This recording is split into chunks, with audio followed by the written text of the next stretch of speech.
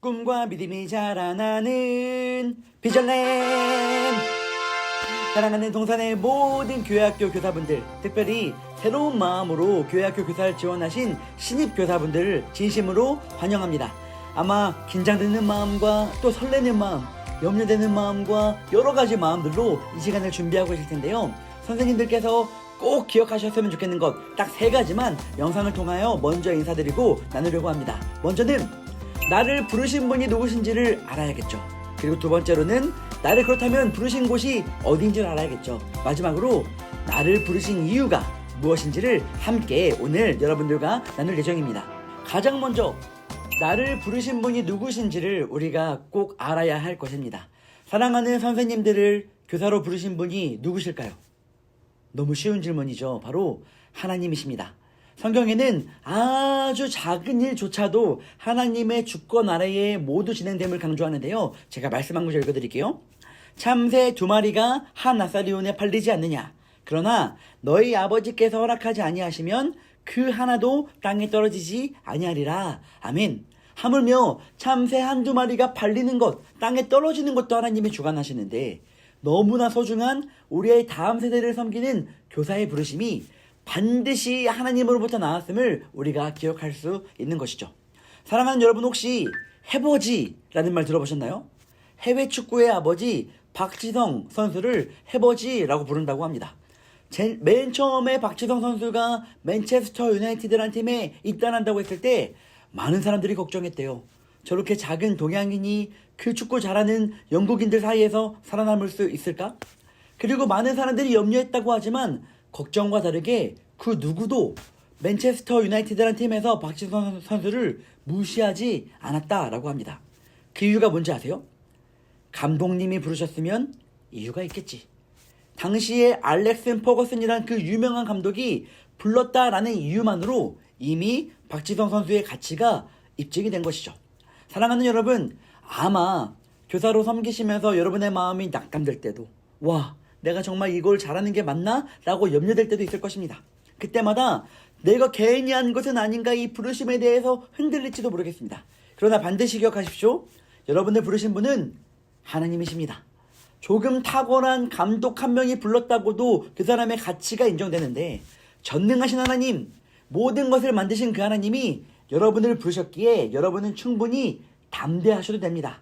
담대하게 하나님이 부르신 끝날까지 여러분의 이 교사 사명을 기쁨으로 감당해 주시기를 간절히 부탁드립니다. 두 번째로, 그렇다면 하나님이 우리를 부르신 곳이 어디인지를 알아봐야겠죠.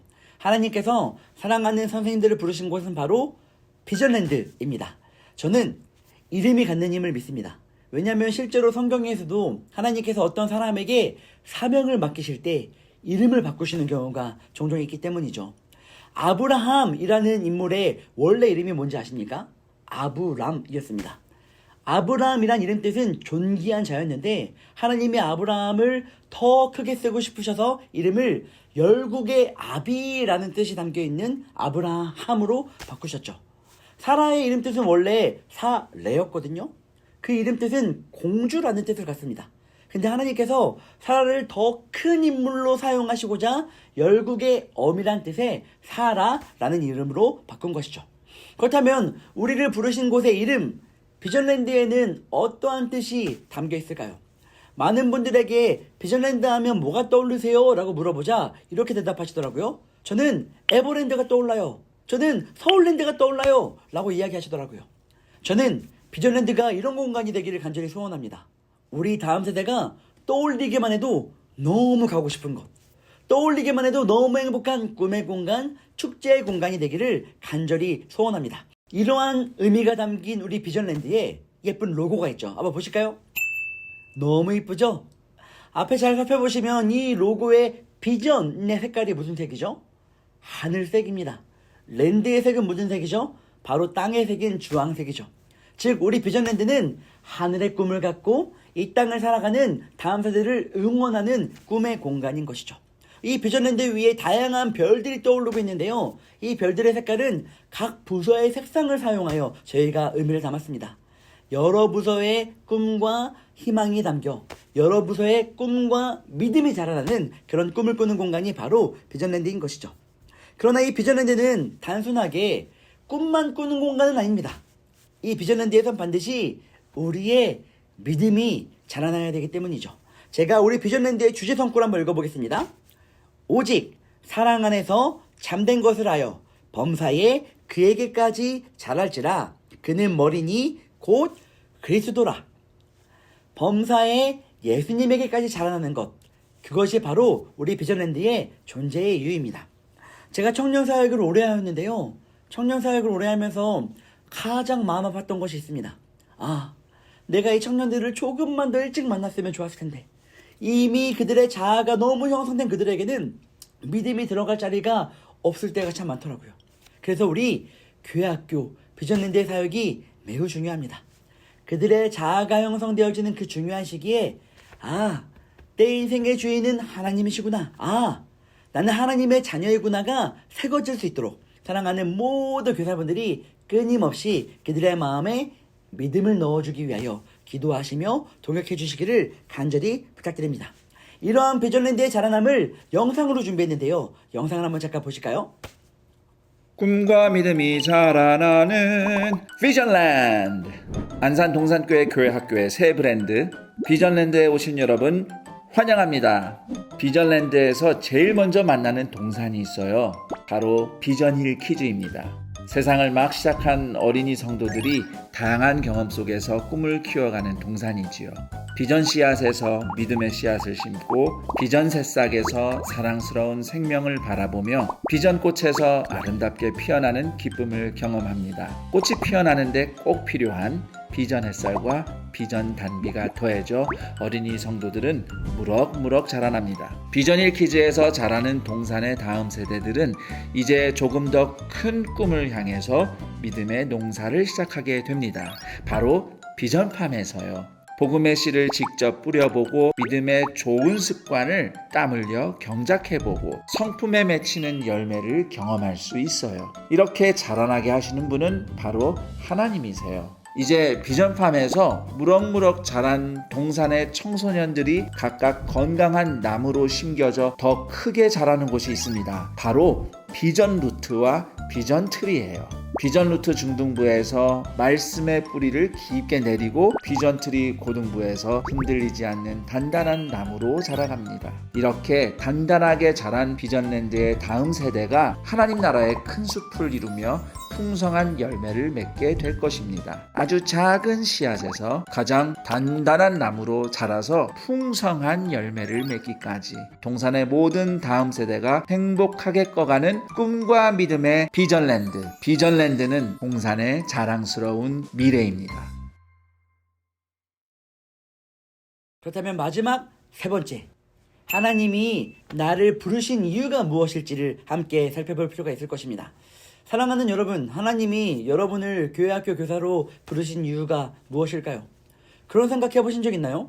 하나님이 교회학교 다음 세대를 살리시는데 내가 꼭 필요할까? 저는 사실 그런 생각을 참 많이 해봤거든요. 굳이 내가 없어도 하나님이 이 일을 충분히 이루실 수 있지 않을까라는 생각을 참 많이 했습니다. 실제로 예수님께서 나귀를 타고 예루살렘으로 입성하십니다. 예수님이 예루살렘으로 입성하실 때 많은 사람들이 종려나무 가지를 들고 이렇게 흔들었어요.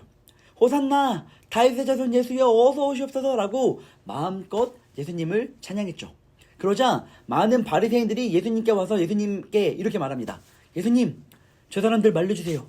왕이 시퍼렇게 살아있는데 저 사람들이 이렇게 예수님을 찬양하다가는 큰일 납니다. 그때 예수님이 하셨던 말씀이 저는 참 인상 깊더라고요. 제가 한번 읽어볼까요? 대답하여 이르시되 내가 너희에게 말하노니 만일 이 사람들이 침묵하면 돌들이 소리 지르리라 하시니라. 아멘. 그래서 저는 이 말씀을 듣자마자 이런 생각이 들더라고요. 차라리 돌들이 찬양하는 게 더 낫지 않을까? 돌들이 찬양하는 게 조금 더 효과적이고 돌들이 찬양하는 게 조금 더 멋지지 않을까? 라는 생각을 해봤습니다. 한번 생각해 보실까요? 하나님이 돌들을 사용하여 교회학교 교사를 세우시는 게 조금 더 이슈가 되지 않겠습니까? 아마 신문에도 나올 거예요. 세상에 이런 일에도 나올 거예요. 많은 사람들이 와, 저 교회 가면 돌들이 설교를 하고 돌들이 반별 모임을 하고 돌들이 목양을 한대 라는 얘기를 들으면 우리 교회가 금방 부흥하지 않을까요?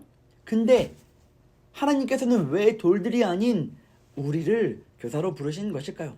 사실 우리 하나님이 돌들을 통하여 그 일을 못하시는 분도 아니시잖아요. 말씀만으로도 천지 만물을 만드시는 그분이 돌들을 통하여 교사를 못하게 하실까요?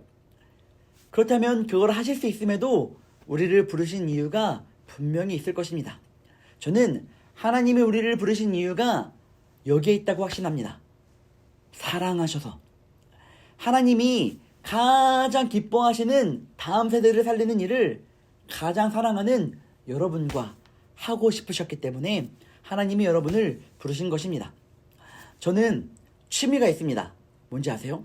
저는 제가 세상에서 가장 행복한 취미가 제가 사랑하는 아내와 제가 사랑하는 팀 수원 삼성의 축구 경기를 보러 가는 것, 그것이 저의 가장 행복한 취미입니다. 근데 여러분 그거 아십니까? 사실 축구를 아내랑 보러 가면 조금 피곤해요. 제가 오프사이드를 10번을 넘게 설명해 주는데 매번 오프사이드가 뭐야? 왜 저기서는 발로 차지 않고 손으로 던지는 거야? 왜 코너킥을 차는 거야? 왜 지금 저 선수는 교체가 되는 거야? 끊임없이 질문에 너무 피곤해지기도 합니다. 그럼에도 불구하고 제가 축구를 잘하는 다른 사람과 경기장에 가는 것보다 아내와 가는 게 가장 행복한 이유는 내가 사랑하는 일을 내가 가장 사랑하는 사람과 함께하고 싶기 때문이죠. 사랑하는 여러분, 하나님이 여러분을 비전랜드 교사로 부르신 이유는 여러분을 사랑하기 때문입니다. 돌들을 통하여서도 충분히 하실 수 있지만 여러분을 너무 사랑하시기에 여러분과 함께하고 싶으신 것이에요. 뭘요? 그분이 가장 사랑하는 다음 세대를 살리는 일을요. 그래서 저는 이 시간을 마무리하면서 여러분들에게 꼭 축하 인사를 드리고 싶습니다. 사랑하는 비전랜드의 모든 신입교사 여러분, 교사가 되신 것을 축하드립니다. 하나님의 이 존귀한 부르심을 받았으니 선생님들의 이 모든 교사의 여정이 존귀한 발걸음, 행복한 발걸음 되시기를 주님의 이름으로 축원합니다. 제가 여러분 축복하는 마음으로 함께 잠깐 기도하겠습니다. 사랑하는 하나님, 사랑하는 우리 선생님을 비전랜드 교사로 불러주신 은혜에 감사드립니다. 하나님이 우리 선생님을 너무 사랑하셔서 하나님이 너무 사랑하시는 다음 세대를 살리는 일에 교사로 불러주셨사오니 이 존귀한 발걸음을 걷는 선생님의 모든 여정이 행복하게 하시고 평안하게 하시고 담대하게 하시고 자유하게 하여 주시옵소서. 무엇보다 간절히 소원합니다. 하나님이 부르셨으니 하나님이 지혜를 더하시고 하나님이 불러주셨으니 하나님이 사랑을 충만히 부어주셔서 교사로 섬기는 모든 시간이 주님의 주신 마음과 주님의 주신 사랑으로 그 마음을 흘려보내는 축복의 통로로 사용될 수 있도록 주여 함께하여 주시옵소서. 때때로 이 사명을 감당하면서 힘들 때도 버거울 때도 있을 것 같습니다. 그때마다 나를 부르신 분이 전능하신 하나님임을 기억하며 담대히 걷게 하시고 우리 이 비전랜드에서 가장 행복한 사람이 우리 선생님이 될 수 있도록 이 모든 과정을 하나님께서 세밀하게 간섭하여 주시옵소서. 먼저 그의 나라와 그의 일을 구하면 이 모든 것을 더하시겠다고 약속하셨사오니 가장 먼저 그의 나라와 그의 일을 구하는 이 선생님의 모든 그 외의 것들은 하나님이 지키시고 보호하시고 책임져 주시옵소서. 감사합니다. 사랑합니다. 예수님의 이름으로 기도합니다. 아멘. 감사합니다.